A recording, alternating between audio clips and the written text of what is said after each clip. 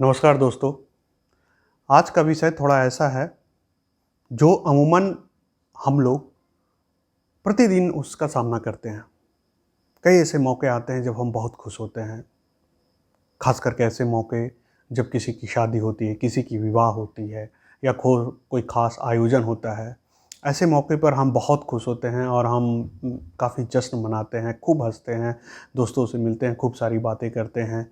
लेकिन वह खुशी देर तक नहीं रहती है, या जैसे ही पार्टी ख़त्म होती है, जैसे ही हम घर आते हैं, फिर से वो ख़त्म हो जाती है और फिर से हम अगली खुशी या अगले कुछ प्लानिंग में लग जाते हैं कि कब फिर से पार्टी होगा, कब दोस्तों से मिलेंगे और कब फिर से वो समा बंधेगा। लेकिन क्या कारण है कि खुशी कम देर रहती है और जब गम होती है, जब हमें दुःख होता है, जब हम थोड़े अवसाद में होते हैं या दुखी होते हैं तो वो देर तक रहती है। या हम यह नहीं सोचते हैं कि फिर कब हम दुखी होंगे या फिर कब हमें फिर से दुःख होगा या गम होगा। तो ऐसा क्या कारण है कि खुशी कम टिकती है और गम जो है वो देर तक रहता है, या हमें ऐसा लगता है कि गम जो दुःख है वह काफ़ी देर तक चली है या काफ़ी देर तक रही है और हम खुशी हमारे हाथ में नहीं होता है कि हम पकड़ लें और गम हमारे हाथ में नहीं होता कि हम दूर कर लें। दोनों क्यों ऐसा होता है कि हमारे पकड़ से बाहर होता है, या हम कह लें कि हमारे कंट्रोल से बाहर होता है, आउट ऑफ कंट्रोल होता है, हमारे नियंत्रण से बाहर होता है। तो कई बार हमारे मन में सवाल आता है कि क्या हम लोग इस पूरे ब्रह्मांड की जो ऊर्जाएं हैं या जो एनर्जी है या जो भी अदृश्य शक्ति है, अदृश्य वजह है जिसको हम वजह भी कह सकते हैं, उसके हाथ में मात्र खिलौना है हम लोग, या जो कि जब चाहे हमें रुला दे, जब चाहे हमें गम में डाल दे, जब चाहे अवसाद में डाल दे और उसके बाद जब चाहे हमें हंसा दे, जब चाहे हमें खुशी दे दे। ऐसा क्यों होता है और इसके पीछे वजह क्या है? और अगर हम वजहों की तलाश में जाएँगे, तो हम पाएँगे कि कई चीज़ें हमारे नियंत्रण में होती ही नहीं। हमें लगता है कि सब कुछ, सारी सत्ताएँ हमारे हाथ में हैं, लेकिन कई बार हम कुछ ऐसे सत्ताओं के हाथ में होते हैं, कैसे अदृश्य ताकतों के हाथ में होते हैं, जिसे हम लोग ईश्वर कहते हैं। कोई अलग-अलग नाम देता है, कोई इसको ग्रह नक्षत्र कहता है, कोई वस्तु दोष कहता है, कोई ज्योतिषी कहता है, कोई कुंडली कहता है, कोई ग्रह नक्षत्र, कोई लगन पत्री, तमाम तरह के उसको नाम दिए जा सकते हैं। लेकिन अगर देखा जाए तो वो एक ताकत है या एक सत्ता है जिससे हम नियंत्रित होते हैं, या कुछ ना होते हुए भी वो कुछ है जिसकी वजह से जो खुशी या गम के कारण है उस पे हमारा नियंत्रण नहीं चल पाता या उस पे हमारा जोर नहीं चल पाता। तो इन वजहों की तलाश में अगर हम जाते हैं या इन वजहों को अगर हम तलाशते हैं, तो कई सारे वजह हमें समझ में आते हैं। कुछ वजहों पे मैं आपसे चर्चा करना चाहूँगा और इस तरह के सवाल और इस तरह की जो अदृश्य चीज़ें हैं उसे जानना और उसके बारे में सोचना अच्छा लगता है, और हर आदमी सोचता है अपने स्तर से। और कुछ सोच है मेरी, कुछ जो वो कहते हैं ना तर्कपूर्ण जो सोच है, जो लॉजिकल सोच है, वो मैं आपसे शेयर करता हूँ।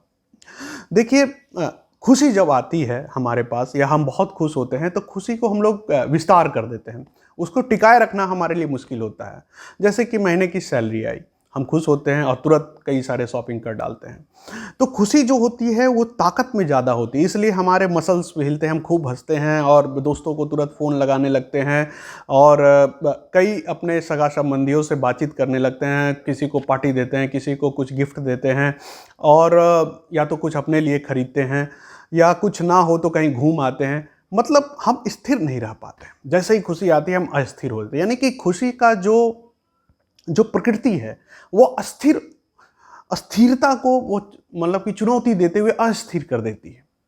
तो एक जो कहते हैं ना कि खुशी आना, यानी कि कई बार वो अस्थिरता में ही हमें आनंद भी आता है, जाहिर सी बात है।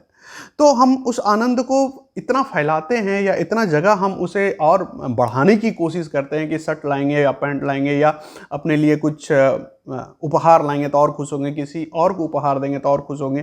थोड़ी देर के लिए हमें खुशी होती है, लेकिन जब हमें अचानक से लगता है कि हमारा बजट डाउन हो गया है, महीने की शुरुआत में ही हम खर्च कर गए। अब देखिएगा, खास करके इसी बिंदु से, या आपको लग गया कि आपने बहुत समय वेस्ट कर दिया, नष्ट कर दिया खुशी को सेलिब्रेट करने में या खुशी को मनाने में। अब यहीं से हमारी जो है नकारात्मकता या हमारे अंदर की जो गम की जो शुरुआत है वो होती है, किसी न किसी वजह से। या किसी को हमने ज़्यादा तोहफा दे दिया, समय बर्बाद कर दिया, या काम से थोड़े भटक गए, या हमारा बजट गड़बड़ा गया, कुछ ना कुछ वजह होता है। और फिर आती है गम की शुरुआत। गम की जो प्रकृति होती है वह काफ़ी स्थिर होती है। जब हमारे पास पैसे नहीं होते हैं, बहुत शांत होते हैं और शांत होने के बाद हम कम बोलते हैं, हम बहुत सँभल के बोलते हैं। कोई अगर पार्टी भी माँगता है तो हम कहते हैं अच्छा ठीक है। हम उसको ये नहीं कहते हैं कि ठीक है अभी ले लो, कहते हैं अच्छा ठीक है महीने के बाद में, यानी टालना सीखते हैं, ना कहना सीखते हैं। और कई बार हमें गम जब आता है तो हम दुनिया से कटते हैं और अपने आप में आते हैं, अकेला होना सीखते हैं, अकेले रहना सीखते हैं, क्योंकि हम जानते हैं कि अभी हमारे पास इतना नहीं है कि हम सबके साथ शेयर कर सकें। तो गम की जो स्थिरता है वो देखा जाए तो खुशी की तुलना में ज़्यादा स्थिर होता है गम। खुशी में विचलन होता है, वो विचलन हमें खुशी देता है या हमें अच्छा लगता है, लेकिन जो गम में है वो विचलन नहीं होता है। गम का जो प्रकृति है या गम का जो अस्थायित्व है वो स्थायी प्रकृति है, वो शांत प्रकृति है और वह अकेलेपन का प्रतीक है। इसीलिए आप देखिएगा कि कई आदमी की ज़िंदगी में जो क्रांतिकारी परिवर्तन आते हैं या क्रांतिकारी जो बदलाव आता है वह किसी गम के बाद आता है। या तो उसे प्यार में हो या व्यापार में हो या उसके नीचे लेवल पर हो या उसे कैरियर में हो। जब वह एक शून्य तक पहुंचता है तब वो शिखर की ओर चढ़ना शुरू करता है, क्योंकि गम में जो ऊर्जा है वह काफ़ी बदलाव की क्षमता रखता है। वह एक तरह से कह लीजिए कि वो सात्विक तत्व है जो कि आपको खुशी से भी ज़्यादा पावरफुल होता है अगर व्यक्ति ने उसको बचा के रखा और उसको सकारात्मक रूप में बदलने की क्षमता प्राप्त कर ली। नहीं तो फिर गम में भी कई लोग विलाप करने लगते हैं, रोने लगते हैं या अपने आप को फेल्योर मानकर बीमार कर लेते हैं या एकांतवास में बंद हो जाते हैं। जब भी गम आए तो जिस तरह आप खुशी को शेयर करते हैं, खुशी की प्रकृति सार्वजनिक होना है। सार्वजनिक मतलब कि आप एक से कई लोगों से मिलते हैं। खुशी का प्रकृति खर्च होना है, खुशी का प्रकृति घूमना फिरना है, खुशी की प्रकृति हंसना है, ठिठोली करना है और बॉडी की मूवमेंट। गम की प्रकृति शांत होना है। इसमें भी आप अगर खुशी की प्रकृति डाल दें तो गम और खुशी में अंतर नहीं रहेगा। आप इसमें भी घूम सकते हैं, लेकिन उसमें घूमने का मतलब खर्च करना था। आप इसमें पैदल घूम सकते हैं, आप इसमें जॉगिंग कर सकते हैं गम में, आप इसमें कुछ राइटिंग कर सकते हैं, पोएम लिख सकते हैं, वीडियोस बना सकते हैं, अपने दोस्तों का हाल चाल ले सकते हैं, पार्टी नहीं, या आपको दुनिया से बात करने का हो सकता है मन नहीं करेगा, आप घर की सफाई कर सकते हैं, कपड़ों की सफाई कर सकते हैं, किचन में कुछ बना सकते हैं। तो आप जो प्रकृति खुशी में करते थे लेकिन जो उसमें सार्वजनिकता थी, इसमें निजता होनी चाहिए। निजता यानी अकेलेपन में अपने आप को अकेले रखेंगे, लेकिन अकेले में नष्ट होना नहीं है, अकेले में खुद का सृजन करना है, यानी खुद को बनाना है। तो ये सृजनात्मक ताकत होती है गम में। फिर उसमें जो उसमें खर्च करने की प्रवृत्ति थी खुशी की, इसमें मित व्ययता तक की प्रकृति होगी। मित व्ययता मतलब कि हम कम खर्च करेंगे, हम सोच समझ के करेंगे, जहाँ ज़रूरत है वहाँ करेंगे, तो हमारा सेविंग होगा। सेविंग होगा तो हम आत्मबल या हमें एक आत्मविश्वास जागेगा कि अब हम इस जो बुरे वक्त है या इस घड़ी को हम पार कर ले जाएंगे। तो ये एक अच्छी क्वालिटी है। फिर खुशी का एक जो पैमाना था विचलन, लेकिन वो विचलन खुशी देती थी। गम में जो विचलन होता है वो दुखदाई होता है। अब इसमें भी विचलित होंगे, मान लीजिए थोड़ी देर के लिए विचलन करेगा।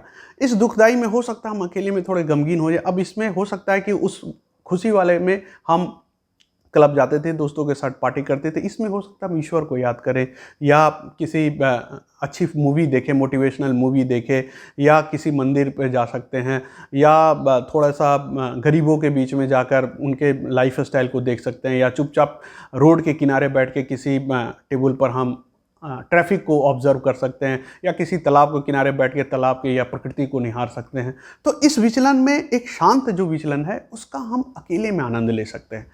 अगर ये सब कुछ क्रिया की जाए तो एक समय ऐसा आएगा जब खुशी और गम में हमें बहुत अंतर नहीं लगेगा। वो आएगी जाएगी, आएगी जाएगी, और आपकी जो लाइफ है वो एक अस्थायित्व की ओर जाएगा। अस्थायित्व यानी कि जो कहते हैं ना, खुशी और गम के परे की लाइफ। आप बहुत खुश भी नहीं रहेंगे, खुशी आने पे भी आप संबोधी रहेंगे, और गम आने पे भी आप विचलित नहीं होंगे। यानी एक जो संतुलित जीवन है, एक संतुलित व्यवहार है, वह आपके अंदर आएगी। आप असंतुलन के कारण ही हमारा बजट गड़बड़ाता है, हमें मानसिक प्रताड़ना झेलनी पड़ती है, हमारे संबंधों में दरार आता है।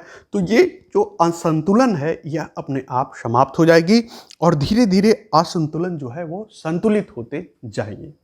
तो ये थोड़ी सी तार्किक बातें थी खुशी को लेकर, और इस तरह की बातें हम लोग आगे भी करते रहेंगे और समय समय पर। और हमेशा मुझे अच्छा लगता है आप लोग से बात करके, और ख़ास करके ऐसे मुद्दे पर जो मुद्दे और ऐसे विषय पर जो विषय हम लोग कि जीवन में रोज़ घटित होती है और हम लोग रोज़ रूबरू करते हैं। तो ठीक है दोस्तों, फिर मिलेंगे अगले वीडियो में आपसे कुछ ऐसे ही बातचीत के लिए। तो शुभ रात्रि।